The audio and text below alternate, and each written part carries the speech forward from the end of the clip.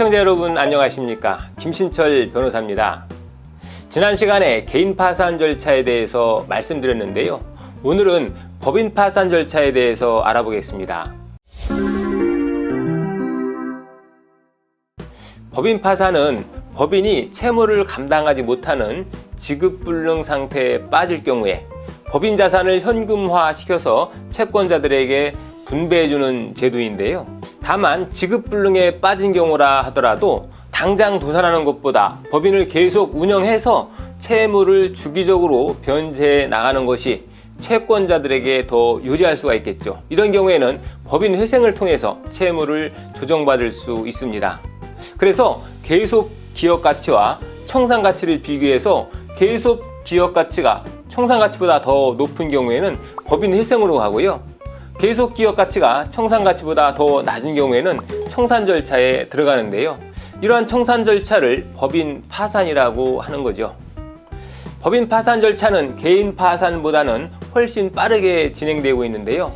법원에 사건을 접수하게 되면 법원은 신청 서류를 검토한 후에 채무자에 대한 신문을 거치고요. 또 한두 달 내에 파산 선고를 내려줍니다. 요즘 개인 파산은 1년 넘게 걸리는 것에 비해서 굉장히 절차가 빠르죠. 법원은 파산 선고와 동시에 파산 관제인을 선임하고요. 채권자 집회와 채권 조사기일을 정합니다. 이때 파산 관제인 예납 비용이 책정되는데요. 법인의 부채 규모나 자산 규모에 따라 다르지만 보통은 500에서 2천만 원 정도로 다소 높게 책정되고 있고요. 규모가 더 큰 법인의 경우에는 이보다 더 높은 비용이 책정되는 경우도 있습니다. 관제인이 선임된 이후로는 회사의 모든 재산에 대한 관리 처분권은 파산 관제인에게 귀속되는데요. 이 파산 관제인은 법인이 재산과 부채를 조사한 후에 재산을 현금화시켜서 각 채권자들에게 골고루 배분하는 역할을 합니다.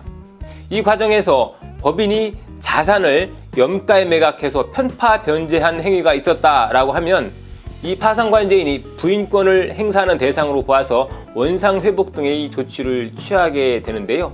그렇게 되면 소송이 필요하게 되고 시간도 굉장히 지연되겠죠. 그래서 법인 파산 사건은 법인의 재산을 사전에 처분해서 사용한 출처라든지 사용한 내용이 매우 중요한 변수가 됩니다. 어쨌든 파산 관제인에 의해서 채권자들에 대한 배당이 완료가 되면 관제인은 계산 보고를 위해서 채권자 집회에서 업무 수행한 결과를 보고하고 법원은 파산 절차를 종결합니다. 참고로 법인 파산이 끝나면 법인격이 소멸되기 때문에 면책이라는 별도의 절차가 필요 없고 파산 절차로 전체 절차가 끝나게 됩니다. 오늘은 이 법인 파산의 절차에 관해서 간단히 살펴봤는데요.